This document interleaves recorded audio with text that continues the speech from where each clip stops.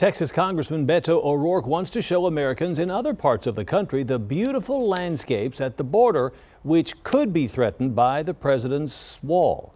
O'Rourke tweeted, quote, "Where would they build the wall? Whose home or ranch or farm are they going to take to build it? Which communities and habitats are they going to destroy?" O'Rourke also asked people to reply with their best photos to show the natural beauty along the border. His tweet has gotten more than 2,000 responses and 22,000 retweets.